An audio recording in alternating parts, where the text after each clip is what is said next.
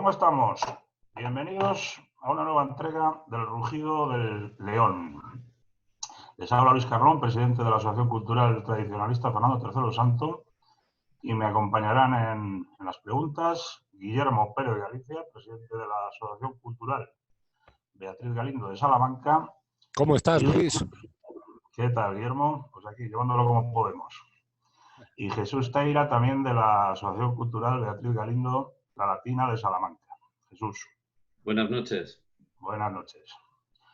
Hoy tenemos un nuevo invitado de excepción, que es Daniel Marín Arribas, economista, profesor de economía, habitual contertulio en diferentes medios de comunicación y escritor.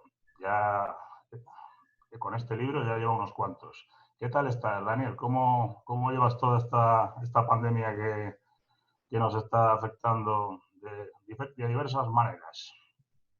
Muy buenas noches, Luis. Pues, en primer lugar, encantado de estar aquí con vosotros. Y contestando a tu pregunta, pues no quiero ser muy soez, pero un poco hasta los ínclitos. La verdad es que esto ya empieza a ser insoportable. Como decía, bueno, Daniel nos va a presentar hoy su último libro, Juan de Mariana y la defensa de la hispanidad cristiana, que es en el fondo un alegato al tradicionalismo católico de Juan de Mariana, tan vilipendiado por estas nuevas élites que se autodenominan culturales, tildándole permanentemente de maestro de liberales. Daniel ya ha escrito unos libros anteriormente, pues desmontando mitos relacionados con este tipo de conceptos. Voy a recordar, por ejemplo, Destapando al liberalismo, la Iglesia y el liberalismo. Bueno, pues que en el fondo pues se trata de esto, de desmontar las mentiras en las que se han apoyado ciertos conceptos modernos, haciéndonos ver que procedemos de una especie de liberalismo intrínseco en la Iglesia, vencedor de las tinieblas tradicionales, cuando no es así en absoluto. Y bueno, pues en este libro Daniel habla especialmente de Juan de Mariana. Bueno será recordar, para quien no conozca, que Juan de Mariana pues es uno de los grandes sabios del siglo de oro español. Nacido en Talavera de la Reina, estudió en Alcalá de Henares y fue profesor pues, en innumerables lugares, desde Roma, Palermo, París, hasta que finalmente volvió a España y en Toledo pues llevó a cabo prácticamente toda su gran obra, vamos, de escritura, digamos. Entre ellas pues la famosa Historia General de España, que en su momento pues, fue la gran obra que recogió toda la historia de nuestro país, además de diferentes traducciones de los religiosos, etc. Este hombre pues era un jesuita, también en Alcalá de Henares entró en la compañía y bueno, pues intelectual, teólogo, historiador, profesor universitario, como he dicho, y economista, un auténtico sabio de su época que perdura y que de alguna manera pues a algunos se le quieren apoderar. Así que yo empezaría, Daniel, pues porque nos expliques un poco precisamente lo que es el título del libro, ¿no? Juan de Mariana y la defensa de la cristiandad hispana, que es bastante claro, pero que merece sin duda una explicación. Bueno, en primer lugar, habría que definir el ser de esa hispanidad, ¿no? El ser de esa hispanidad que no deja de ser, como en la palabra que antecede hispanidad, no deja de ser una cristiandad. Una cristiandad desde su propio origen, que algunos falsamente lo han pretendido poner en nuestra Constitución de 1978, cosa absolutamente errónea. Yo creo que es la mayor error de todos, pero igual de error pues es haberlo puesto en la Constitución de 1812 de Cádiz, esa primera Constitución liberal que ya pone las semillas para la destrucción de esa hispanidad. Todavía peor también poner ese origen de la hispanidad pues en toda una serie de reyes o de conformación de un Estado moderno, que también sería falso.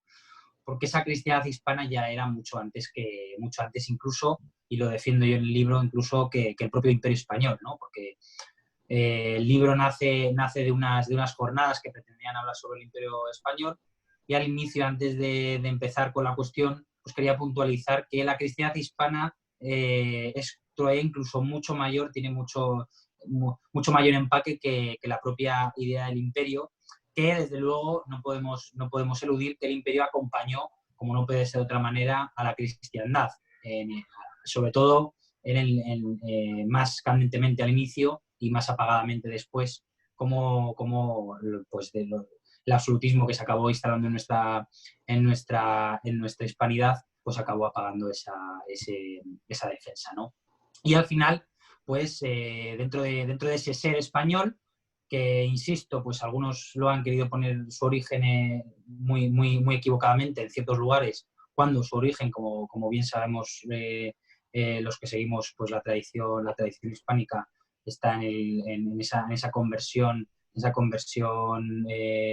del rey visigodo que abandona el arrianismo y después se consolida con el Concilio de Toledo, y esa cristiandad pues ha ido defendiéndose en torno a todos sus enemigos que han sido desde los musulmanes que invadieron, no olvidemos, nuestra península, nuestra hispanidad, hasta posteriormente la herejía protestante, posteriormente las revoluciones liberales, que me da igual, porque algunos hacen una distinción absurda entre la revolución liberal angloamericana y la revolución liberal francesa, que al final no vienen a ser lo mismo.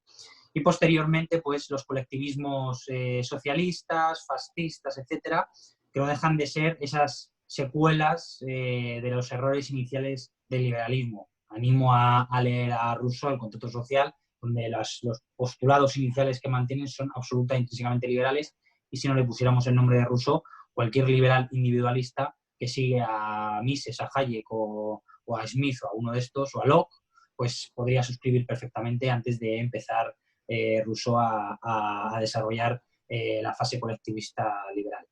Pues bien, afirmando ese ser profundamente hispánico, que insisto, no tiene nacimiento con esas ideologías modernas que han pretendido dar a la luz, y tampoco la hispanidad, pues una especie de entelequia imaginaria, una especie de racionalismo inexistente. No somos ciudadanos del mundo, sino que tenemos arraigado pues una forma de ser muy intrínseca que demostrar a lo largo de los siglos, y que eso pues sería esa defensa de la cristiandad. Cristiandad además inserta, como no puede ser de otra manera, no una especie de esencialismo abstracto, ¿no? Sino inserta además en la historia encarnada de una serie de pueblos, ¿no? Una serie de pueblos hispánicos que han formado esa única hispanidad, esa única hispanidad, con todos sus particulares y toda su riqueza cultural concreta, que lejos de ser motivo de la división y del partidismo, como hacen los independentismos y los separatismos y el liberalismo, con la creación de estados modernos y con la autodeterminación esta moderna, etcétera, lejos de ser eso, pues sería una única en su esencia y múltiple en sus partes, tanto como Aristóteles nos hablaban de la materia, ¿no? Pongo el símil con el cuerpo humano. Nosotros somos uno, yo soy Daniel, soy una entidad, pero podríamos hablar de que mis brazos no son mis piernas y mis ojos no son mis labios, ¿no? Somos una única en unidad, pero varios en sus partes. Pues la hispanidad, en el sentido comunitario, en el sentido social, pues vendría a ser lo mismo. Y bien, pues en esta invitación que me hicieron como ponencia hablando del Imperio Hispánico, además quise traer a la figura de Juan de Mariana como una de esas encarnaciones propiamente de ese ser nuestro hispánico que sería católico. No, la verdad es que todo esto es que lo deberíamos de tener en la conciencia colectiva los españoles, y desgraciadamente nos lo han desarraigado, ¿verdad? Y ese es uno de los problemas por los que vamos ahora mismo como barcos sin velas, a donde nos lleva la corriente. Juan de Mariana, al final, y tanto hacen con Juan de Mariana como hacen con otros escolásticos, ¿eh? pero con Juan de Mariana no sé por qué, de alguna manera muy concreta y especial, supongo que por azares del destino, ¿no? Porque Juan de Mariana ha sido una figura muy señalada como católico y especialmente también como jesuita en contra del absolutismo. Y por ello creo que por esos azares del destino pues ha sido una figura que han cogido con especial énfasis, pero no ha sido la única. Claro. Y precisamente esa tergiversación de nuestros escolásticos, nuestro pensamiento tradicional hispánico, ha sido lo que al final acaba negando que nosotros podamos defender lo que realmente defendimos, ¿no? Entonces, al final, pues hacen aparentar que nosotros siempre fuimos liberales, cuando nada más lejos de la realidad, nosotros somos un pueblo absolutamente opuesto a las ideas liberales, anteriormente a la perfidia maometana y, por supuesto, pues a toda la herejía protestante, etcétera, etcétera, etcétera. Fíjate, Daniel, que actualmente, pues sobre todo la prensa liberal y los sectores de control liberales acostumbran mucho a decir que el nacionalismo, este nacionalismo que es evidentemente revolucionario y radical, es descendiente del tradicionalismo español, cuando el tradicionalismo español ha sido precisamente su gran enemigo y el bastión de defensa. Mientras ha existido el tradicionalismo español, esta gente pues, no ha avanzado. La caída del tradicionalismo lo que les ha dado vía libre. Es todo tergiversar permanentemente. Pero bueno, vamos a pasar un poco con Guillermo, que además Guillermo colabora en este libro, puesto que, si no recuerdo mal, ha escrito ¿cómo se dice, hombre, Guillermo? La introducción. Introducción, que no me salía la palabra. La introducción. Así que, bueno, Guillermo, comenta lo que tú bien creas. A mí me parece que uno de los aspectos más destacables y que se han pisoteado más en la actualidad es la concepción del ser humano. Yo creo que la antropología sostenida por el liberalismo es una de las claves de sus errores, porque para nosotros, para todos los que seguimos la misma concepción del mundo como la siguió Mariana, como la siguió toda la escuela de Salamanca, como la siguió todos los reyes y los obispos que participan en el tercer concilio de Toledo y demás concilios, como nuestros antepasados durante la Reconquista, como la siguieron también los padres de la Iglesia, es exactamente lo mismo que los clásicos. Una concepción del hombre no como un conjunto de tubos digestivos, que dice Vázquez de Mella, y que lo vuelvo a repetir porque es una idea que me encanta en la introducción al libro de Daniel. El hombre no es un conjunto de tubos digestivos, como se le quiere ver ahora, hecho simplemente para satisfacer sus tubos digestivos, pues como cualquier animalillo por ahí. El hombre es mucho más que eso. El hombre es un animal político-social, por naturaleza. Y otro punto, que está bien claro que el liberalismo destruyó, es el de la verdadera visión del poder. La idea de que hay algo externo, hay unos límites por un lado, que son los del pueblo, porque para nosotros el pueblo no es algo abstracto, ni el individuo es algo abstracto como lo es para el liberalismo, que luego tienen que crear partidos para que la gente discuta sus utopías. No, las personas tienen que solucionar, como dice Horacio, tractan fabrilia fabri, es decir, Tú, si quieres, un poco, porque tenemos problemas de conexión con Guillermo hoy. Pues mira, siguiendo un poco con lo que estaba comentando Guillermo, que no puedo estar más de acuerdo con él, efectivamente, y además, pues ciertamente su introducción pues es una joya dentro de este libro, que además, por cierto, se llama Juan de Mariana, arquetipo de antiliberal, o sea que ya de alguna manera describe ese antiliberalismo de Juan de Mariana que se escribiría. Quien que no conozca el tema se cree que Juan de Mariana es el liberal por antonomasia, porque abres Google y Juan de Mariana liberal. O sea, es una cosa de locos. Sí, el capitalismo el capitalismo liberal sabe hacer, el marketing lo maneja muy bien.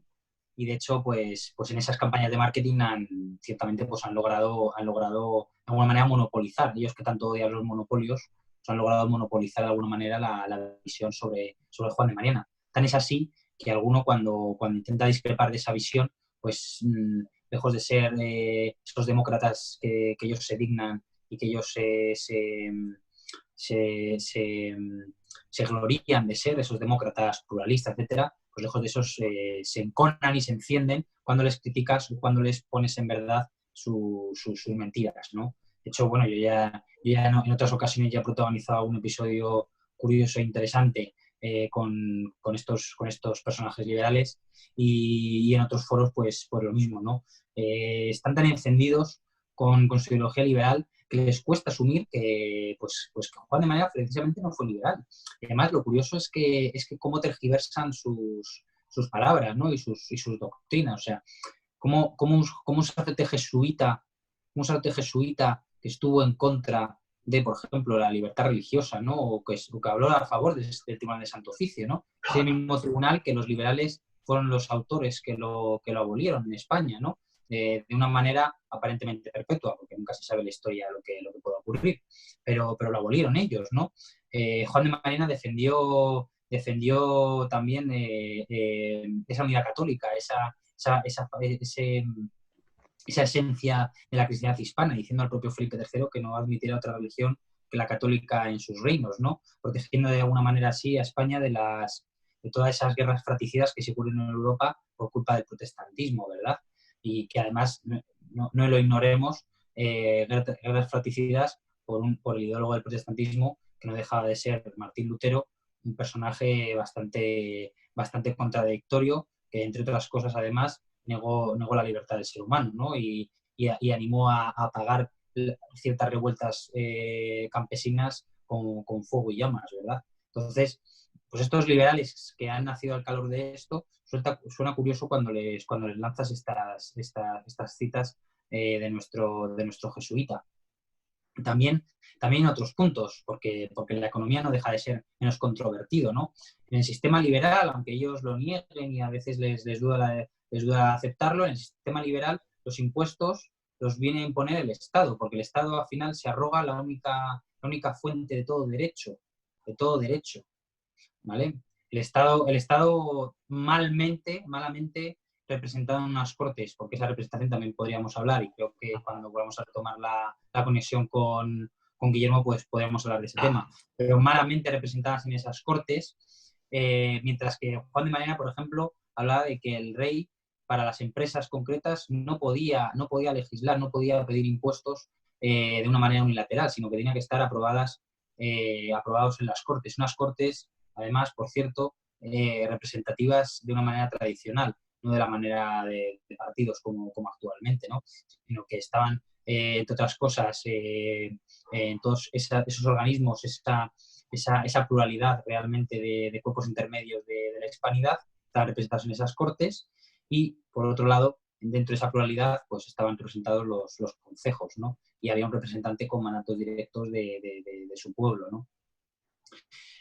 Cuando venga Guillermo, también podríamos comentar la diferencia entre pueblo y plebe. No es lo mismo. Al final el liberalismo lo que hace es a las masas, ¿no? Es la cultura de la masa aborregada, de la masa ignorante, de la masa realmente esclavizada a sus placeres, mientras que realmente un pueblo viene a significar una esencia de libertad, pero no libertad en modo libertinaje, sino libertad verdadera, libertad en el bien acompañado de nuestro Señor, ¿no? Como eran los pueblos hispánicos antes de que todos estos modernismos pues les invadieran. Pero no se me ve aquí porque yo sí que lo veo. Hola, Guillermo, ya te veo.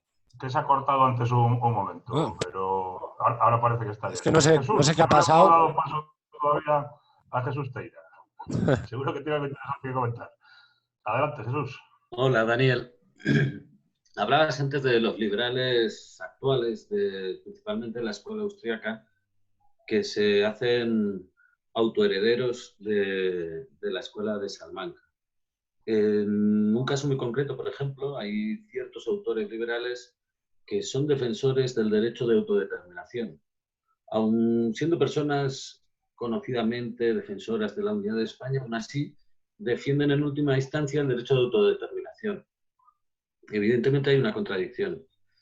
¿Cuáles serían los elementos políticos más claros de la Escuela de Salamanca que se opondrían a estos planteamientos liberales o liberales austriacos actuales? Hombre, la patria si la entendemos a modo clásico, es decir, como una comunidad, como lo he dicho antes, es decir, es un ente uno, pero con multiplicidad de partes, podemos entender que si a un cuerpo le cortamos un brazo, pues hombre, no se puede, ese brazo no debería tener potestad para autoelegirlo, ¿no? Y al final, por un lado, enflaquecerse él mismo, como de hecho, a la luz de la historia, por mucho que lo quieran negar y hablen de hace 400 años un supuesto oro que quitamos por ahí en América y no sé cuántos, la realidad es que si tú cortas al brazo, al cuerpo, ese brazo tiende a gangrenarse y si vive, va a vivir a duras penas. También es verdad, por otro lado, que ese cuerpo que todavía permanece en la mayoría de sus partes, pues también se va a ver minado de sus facultades. Pues esto, por hacer un símil, no solo dentro de la escolástica hispana, como ellos entendían la comunidad, no como una unidad de individuos libres iguales, ¿no? Como dicen esta gente, sino como una comunidad, como una unión de familias y de tradiciones, que no tiene nada que ver, ¿no? con esa libertad absoluta de cercenar el brazo cuando no corresponde, ¿no? Porque al final sería un mal para esa unidad. De hecho, como iba diciendo, a España eso es lo que le ha ocurrido. Le ha ocurrido que tanto sus realidades comunitarias de ultramar como la propia península ibérica se ha visto aminorada cada vez más a lo largo de la historia con esos desenlaces tan tristes de las independencias. Y no nos quepa la menor duda de que si al final ocurriera o terminara ocurriendo en la Baskonia y también en Cataluña, pues tanto sería malo para Cataluña como sería malo para el resto de comunidades de la hispanidad. Eso es lo que ocurriría. Es lo que sucede, que el liberalismo, al final, como ellos lo que admiran, idolatran y casi de alguna manera rinden absoluta pleitesía incluso por encima de Dios, esto hay que decirlo, porque hay a veces frases que admiten esa realidad. Algunos liberales al final, llevados por su ánimo, lo acaban haciendo esa admisión. Ellos al final, su fe está en la diosa libertad. Pero en la diosa libertad no como la entendía nuestro Señor Jesucristo y no la predicó, es decir, como la verdad que nos hace libres, sino como la libertad luciferina, es decir, que cada uno se autodetermina como quiera, en el punto de vista antropológico, diciendo que es un perro cuando es una persona humana o otras aberraciones. O la metáfora de la gallina, ¿no? La gallina y la mosca. Que está en la introducción al libro. La gallina y la mosca, que esa vamos, me la cojo para mí a ver, porque es muy buena esa metáfora. Si quieres, puedes explicarla tú, Guillermo, pero ahí es muy bueno para demostrar la falacia de la parte por el todo, cuando los liberales pues adulteran a Mariana. Pero vamos, como es un símil que hace Guillermo, le cedo la palabra a él y que lo explique, porque la verdad es que es muy gráfico y muy bueno para entender la cuestión. Bueno, es uno de los varios símiles que introduzco en esta introducción, valga la redundancia, al libro, que las moscas y las gallinas, las dos tienen alas, las dos ponen huevos, pero no por tener alas y poner huevos una gallina es una mosca ni una mosca es una gallina. Es lo que pasa con el padre Mariana cuando los liberales lo cercenan y luego interpretan a su gusto. Efectivamente, aquí hay que dejar muy claro que Juan de Mariana, que pueda tener algún punto concreto en común con la doctrina liberal, no la hace liberal, porque ni parte de los mismos planteamientos, empezando por los antropológicos, como decía Guillermo, ni tiene la misma finalidad, ni tiene la misma estructura, ni siquiera de pensamiento.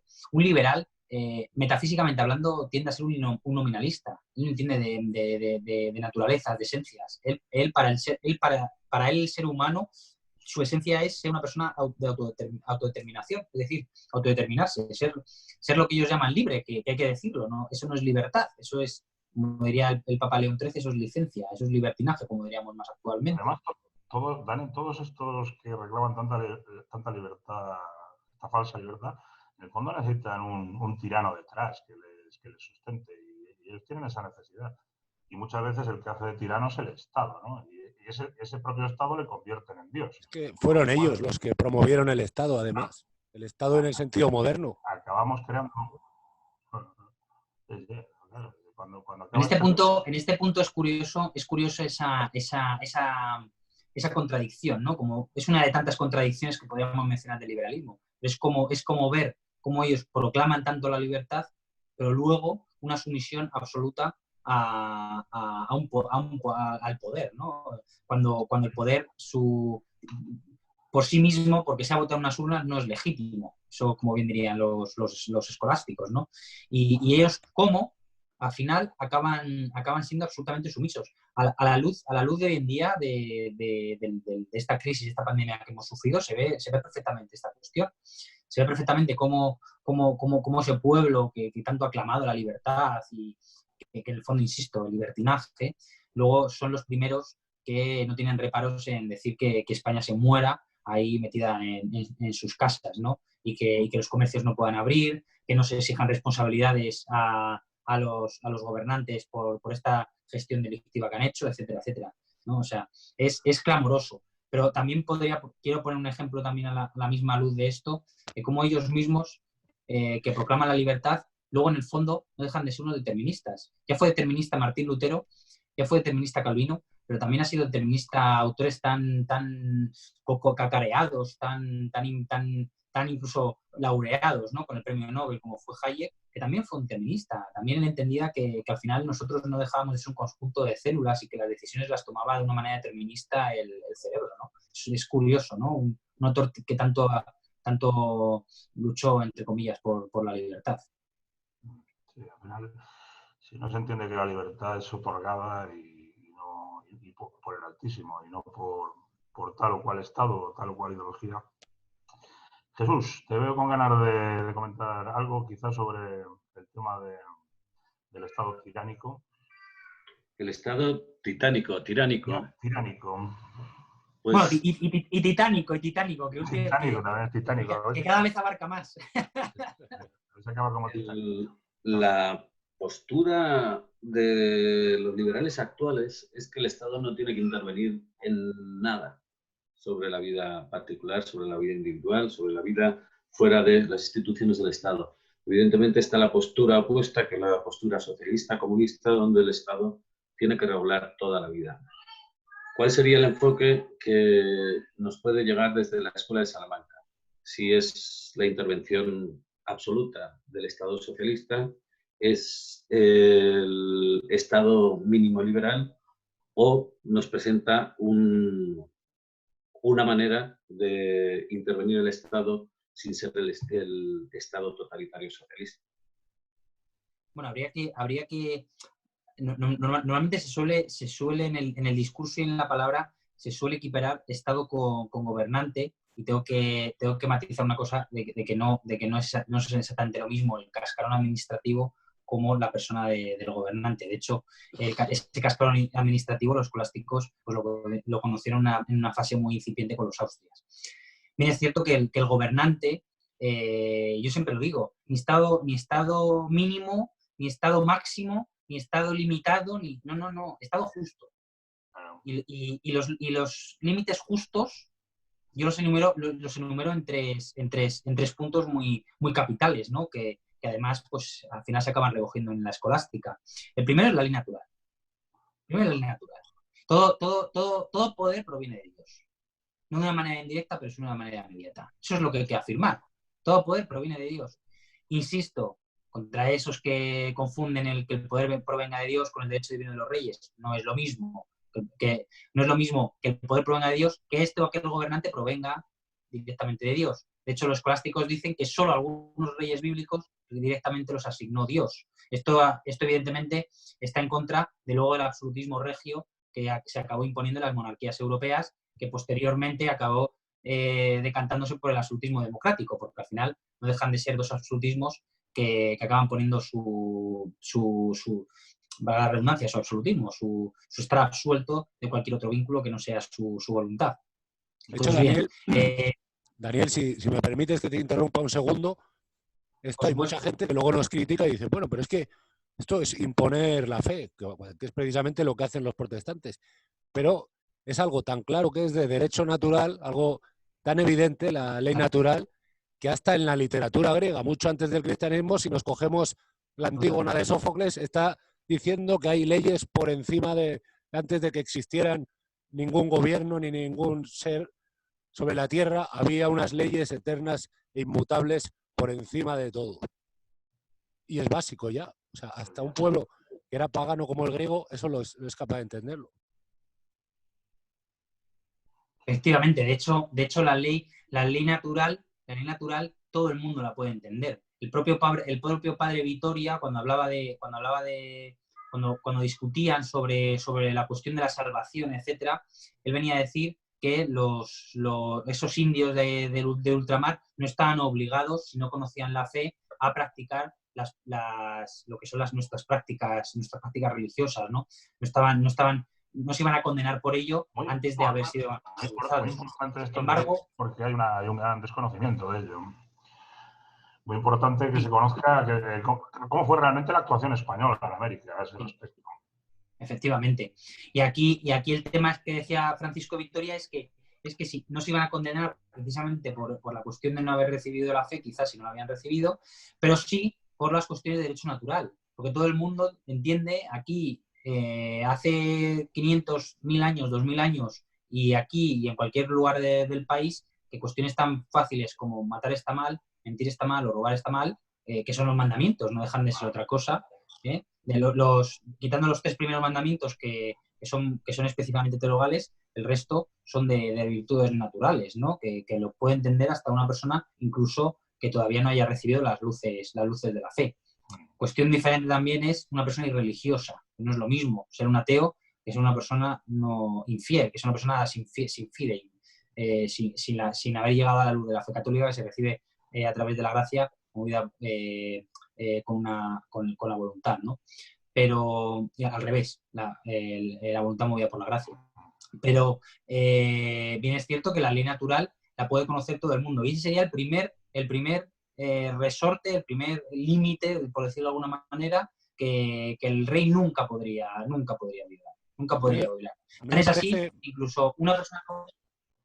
Sí, Guillermo. Digo que me parece muy interesante. Nos quedan 4 minutos, así que vamos concretando lo que nos queda. Me parece muy interesante la frase al hilo de esto que dice Víctor Pradera, que es que él, aunque no fuera católico, seguiría reconociendo el Concilio de Trento por encima de nuestras cabezas como algo por encima de lo cual no puede pasar nadie. Es decir, la soberanía hablando latamente, la soberanía de las naciones, de los gobernantes, tendría por encima algo exterior, tal y como lo formuló el Concilio de Trento.